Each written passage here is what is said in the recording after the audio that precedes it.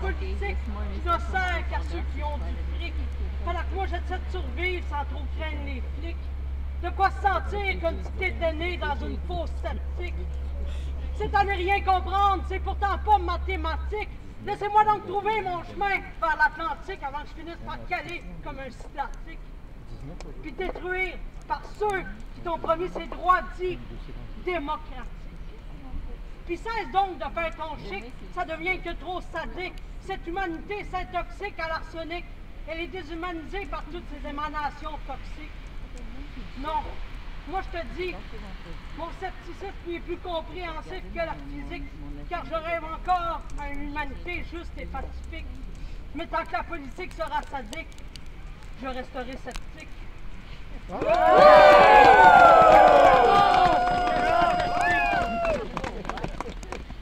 Alors, comme disait Michel Chartrand, politisons les travailleurs et la population pour qu'ils aillent botter le cul de leurs députés afin qu'ils fassent leur job.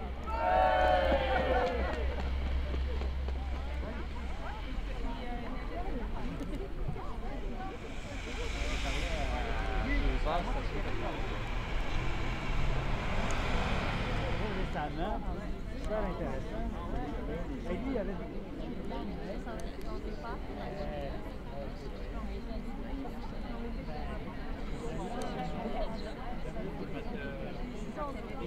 il a fait ça dans la tête. Les gens qui ont plus de confiance Justice nulle part! Police partout! Justice nulle part! Non pas d'élèves solidaires, plus de brutalité policière! Non pas d'élèves solidaires, plus de brutalité policière! Non pas d'élèves solidaires, on veut un monde égalitaire! Non pas d'élèves solidaires, on veut un monde égalitaire! Non pas d'élèves solidaires! On allait besoin des étudiants qui s'inquiétaient.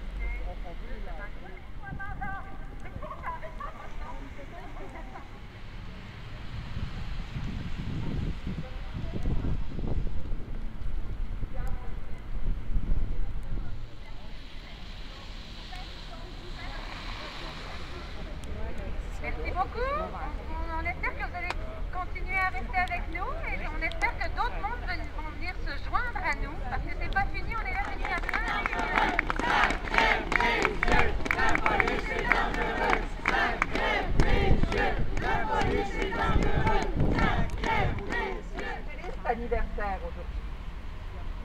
Il y a un an tout juste, mon fils partait le matin pour se rendre à une manifestation étudiante. Je lui ai dit, bonne manif, mon grand.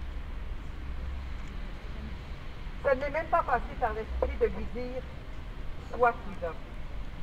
Il est parti. Je n'ai même pas surveillé les nouvelles pendant la journée. Je ne voyais aucun danger. Il m'a téléphoné en fin d'après-midi. Maman, peux-tu venir me chercher, s'il te plaît? Il est un peu blessé. Un peu, il allait. Le visage tuméfié par des coups de bouclier. Oui, des coups de bouclier au visage. Au visage. Ça m'a mis en état de choc, je crois. Le seul foulard que les manifestants avaient étaient ceux qu'on porte normalement au début de mars. À l'évidence, personne n'imaginait la violence qui allait leur tomber dessus. Sur un de ces vidéos, j'ai vu mon fils être frappé au visage. Je l'ai entendu dire au policier, « Tu vois bien que je ne peux pas reculer, il y a du monde derrière moi. » Et le policier qui frappe, et frappe, et frappe. Chacun de ces coups, je les ai reçus moi aussi, droit au cœur. J'ai eu mal à l'âme. Nombreux sont ceux qui ont été frappés durement, gazés, poivrés inutilement, injustement. Que de rage, d'indignation, de colère. Un an aujourd'hui. Mère en colère, je suis. Mère solidaire, je resterai. Pour le mien, et pour tous les autres. Bien triste anniversaire. Maintenant, j'exige une commission d'enquête publique sur la violence policière. Il a fallu attendre 3 ans pour la commission Charbonneau. Et on voit bien maintenant à quel point c'était nécessaire. Il faut stopper aussi la dérive policière.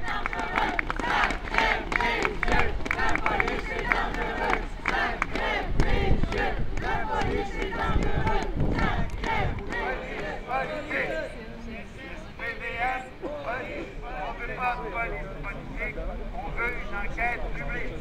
On ne veut pas de police politique, on veut une enquête publique. Arrêtez de vous tabasser, on a le droit de s'exprimer. Allez.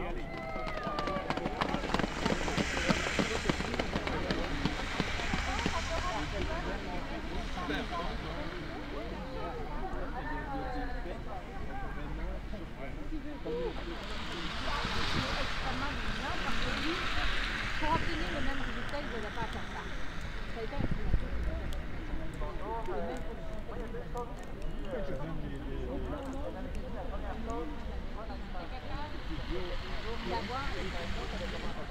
En 1990, Kanesatake, depuis presque un an, des Autochtones s'opposent pacifiquement à l'agrandissement du golfe d'Oka et à la construction de luxueux immeubles en copropriété sur un cimetière ancestral et sur des terres qu'ils revendiquent depuis le 18e siècle.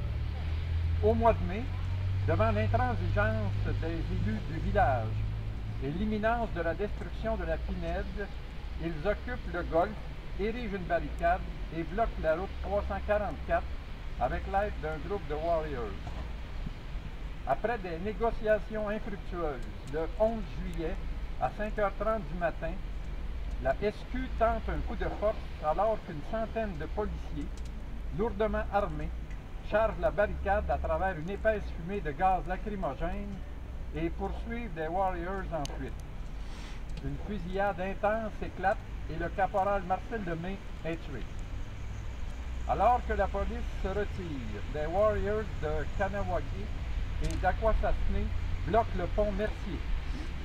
Avec des renforts importants, la SQ établit un siège autour de Kanesatake. L'armée aidera la SQ à faire de même autour de Kanawagi. Après des semaines de négociations infructueuses, le pont Mercier ne rouvrira qu'en début septembre et à Kanesatake, le dernier bastion de résistants épuisé se rendra à l'armée le 26 septembre. Le coup de force du 11 juillet aura entraîné la mort d'un homme, favorisé la radicalisation du conflit et la montée des tensions entre les populations autochtones et blanches. Mais la répression policière n'arrêtera pas le mouvement autochtone. Idle No More, on est encore heureux. Ces événements nous rappellent entre autres liens avec le Code de déontologie, section 6, article 1. Le policier ne doit pas avoir recours à une force plus grande que celle nécessaire pour accomplir ce qui lui est enjoint ou permis de faire. Non à l'impunité à l'égard des policiers. Non à l'impunité à l'égard des policiers.